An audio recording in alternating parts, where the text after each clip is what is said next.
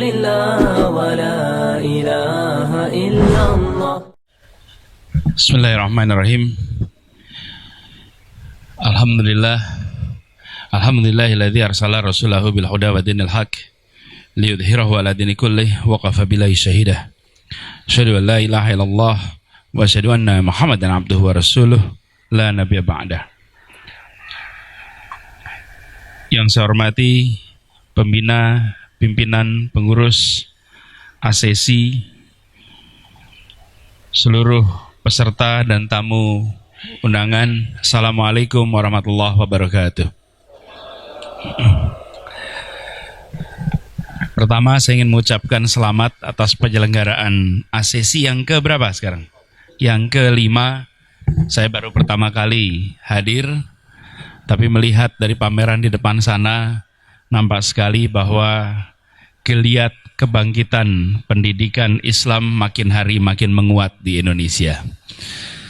Ini adalah sebuah tanda-tanda yang baik. Saya tadi sampaikan, ini sebetulnya jadwal ke sini tidak ada. Tapi saya bilang lebih baik mendadak datang daripada mendadak batal. Kalau mendadak batal suasana jadi panjang gitu. Saya ingin sampaikan singkat saja. Pendidikan adalah tentang masa depan. Pendidikan adalah tentang menyiapkan generasi baru.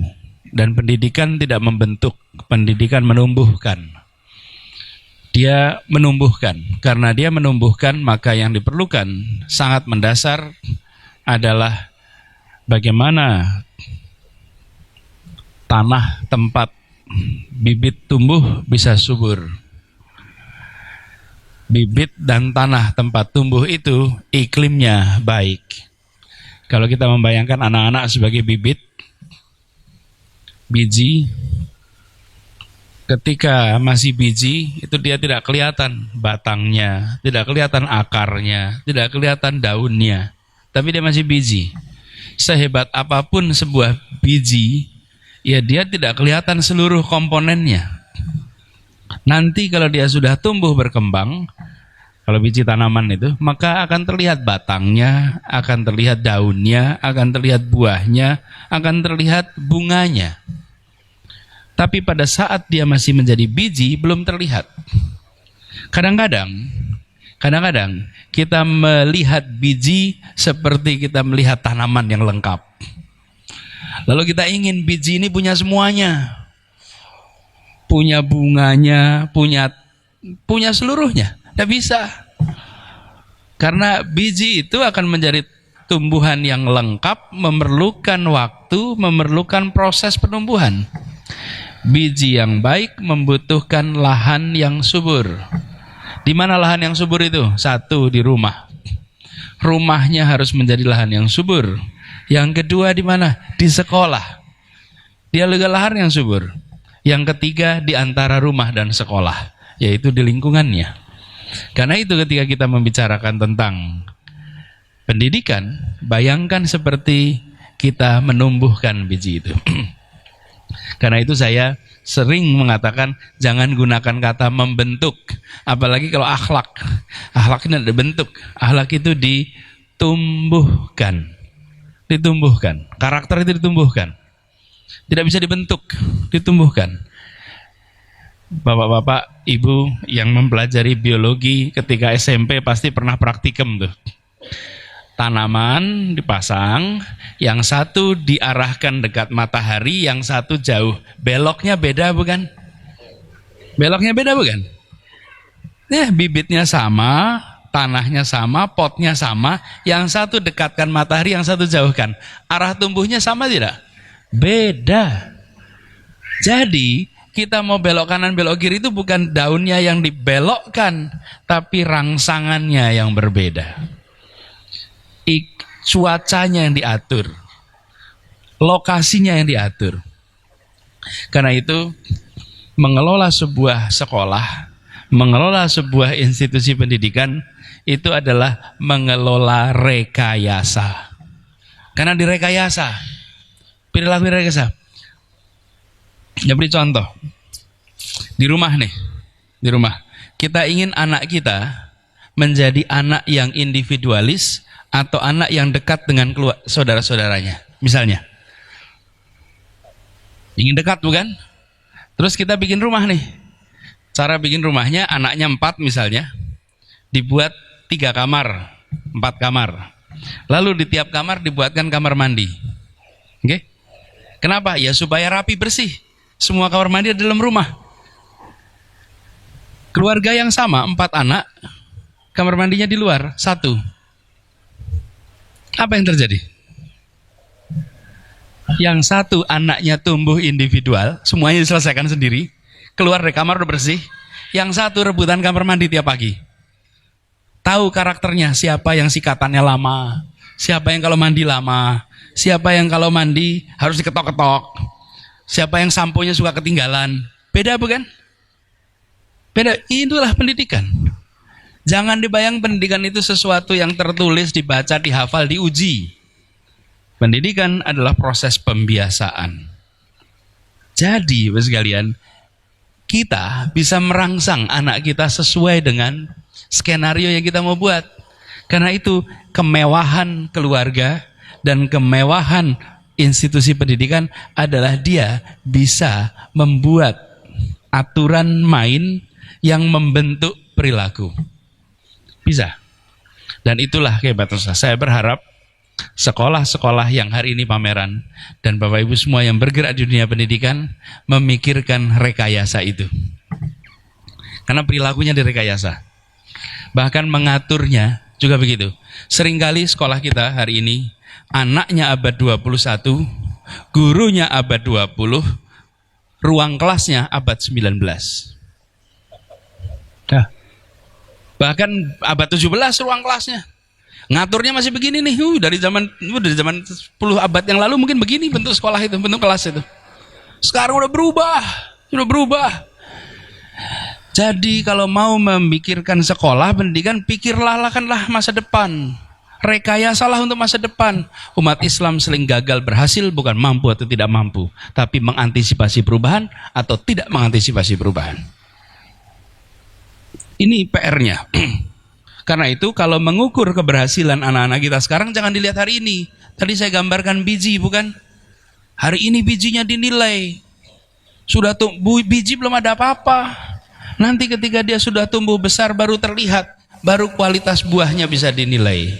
Baru kualitas daunnya, kualitas batangnya bisa dinilai. Hari ini dia masih biji. Karena itu jangan terlalu puas dengan penilaian hari ini. Penilaiannya besok. Karena inilah proses penumbuhan. Dari hari ini bisa dibuat trajektori. Trajektori itu bisa diproyeksikan ke depan. Nah, saya berharap kita yang mengelola lembaga-lembaga pendidikan jangan puas dengan ukuran hari ini. Jangan puas. Dan siapkan masa depan. Disebutkan di dalam proyeksi pendidikan abad 21 ada 3 komponen utama yang mendasar. Nomor 1 adalah karakter, akhlak. Nomor 1. Ini diakui dunia, bukan kita. Ini dunia, karakter. Tanpa karakter berat. Karakter itu ada 2. Karakter moral dan karakter kinerja. 2. Karakter moral, iman, takwa, jujur, rendah hati. Karakter moral. Karakter kinerja, kerja keras, ulet, tangguh, tak mudah menyerah, tuntas. Itu karakter kinerja. Kita kan tidak ingin jujur tapi malas, atau kerja keras tapi culas. Betul sih. Jadi begitu sampai karakter 2, karakter kinerja dan karakter moral. Akhlak nomor 1. Yang kedua adalah kompetensi. Dan kompetensinya ada 4K. Nomor 1, berpikir kritis. Kedua, kreatif. Ketiga, komunikatif. Keempat, kolaboratif. Bisa kerjasama. 4K. Itu kompetensi. Yang ketiga, literasi. Keterbukaan wawasan. Kalau dulu kita bicaranya calistung, kalau sekarang udah lewat. Bukan baca tulis hitung. Yang kita harus pikirkan literasi itu minimal 5. Ya, literasi baca, Dan baca itu kita harus tingkatkan, apalagi di Indonesia. Di Indonesia ini minat baca tinggi tapi daya baca rendah. Indikasinya apa? Minat baca WA tinggi, daya baca buku rendah. Tapi kalau baca WA tahan, bisa berjam-jam baca WA, betul enggak? Itu namanya minatnya ada, tapi dayanya rendah. Begitu tulisan agak panjang, skip. Betul enggak? Nah, iya. Buku agak gede, mundur langsung. Itu daya baca rendah. Daya baca dilatih, literasi. Literasi budaya, literasi teknologi, literasi keuangan. Jadi sekalian, 3 komponen itu yang disebut sebagai proyeksi kebutuhan masa depan bagi anak-anak kita. Yang pertama tetap fundamennya adalah karakter, akhlak. Tapi kompetensinya jangan hilang. Hari ini anak-anak kita diuji, diberi kertas berisi pertanyaan ujian, betul ya, diminta menjawab. Yang jawabannya nilainya bagus yang apa? Betul, tapi yang jawabannya bagaimana? Yang paling mirip dengan yang diajarkan, betul enggak? Iya kan? Yang paling mirip dengan yang diajarkan itulah yang benar, iya enggak? Di masa depan ujiannya adalah dikasih lembar kosong, kerjakan semau Anda. Kerjakan semau Anda. Lalu anak kita bingung, nggak bisa jawab. Bingung, nggak bisa jawab. Kekalahkan umat Islam banyak di urusan seperti ini. Banyak di urusan seperti ini. Karena tidak mempersiapkan perubahan itu. Pertanyaannya nggak ada lagi, kasih lembar kosong. Kalau hari ini ditanya mau jadi apa, besok sekolah-sekolah ini tidak boleh lagi tanya, kalian mau jadi apa? Jangan. Tanya nanti kalau besar mau membuat apa, karena profesinya udah nggak ada nanti. Dulu saya waktu masih kecil tuh Pak, tukang pos tuh rutin datang ke rumah Pak, pakai motor warnanya oranye. Wah top betul rasanya naik motor Suzuki itu. Pos, pengen jadi tukang pos. Hari ini ada tukang pos, email semua, WA, betul nggak sekalian? Bayangkan besok perubahannya lebih cepat. Yang diketahui hari ini belum tentu masih ada profesinya di masa depan. Jadi pengelola institusi pendidikan jangan terpukau dengan cerita masa lalu. Gelisahlah dengan masa depan. Gelisahlah dengan sekolah-sekolah terbaik dunia hari ini. Jangan puas dengan melihat masa lalu kami sudah seperti ini. Bukan, masa depan. Dan ini teman-teman, saya sampaikan sebagai bagian dari kita bersiap. Kemenangan itu dipersiapkan di ruang-ruang keluarga dan di ruang-ruang kelas. Di situ kebangkitan umat akan terjadi. Di ruang-ruang keluarga dan di ruang-ruang kelas. Kalau itu dikerjakan dengan serius, 3 komponen tadi disiapkan. Akhlak, karakter, kompetensi, literasi. Sesudah itu biarkan mereka terbang. Mereka akan siap untuk menghadapi apa saja. Dan ini yang insya Allah kita sama-sama. Mudah-mudahan sekolah-sekolah ini adalah benar-benar sekolah-sekolah yang menyiapkan masa depan. Dan semoga bapak-bapak ibu semua yang bekerja di sini, saya sekarang bertugas di pemerintahan, izinkan saya mengucapkan terima kasih. Bapak ibu semua menyelenggarakan pendidikan, padahal tidak memiliki kewajiban konstitusional untuk mendidik. Gak ada perintah undang-undang Bapak ibu sekalian untuk mendidik. Tapi Bapak Ibu memilih untuk mendidik anak-anak kita, dan saya ingin ucapkan terima kasih. Bapak Ibu sekalian telah ikut menyiapkan anak-anak Indonesia masa depan. Insya Allah ini akan dicatat sebagai amal soleh dari Bapak Ibu semuanya. Itu saja barangkali yang bisa saya sampaikan. Kurang lebihnya mohon dimaafkan. Saya mohon izin kalau boleh meneruskan menuju kewajiban yang sudah saya komit.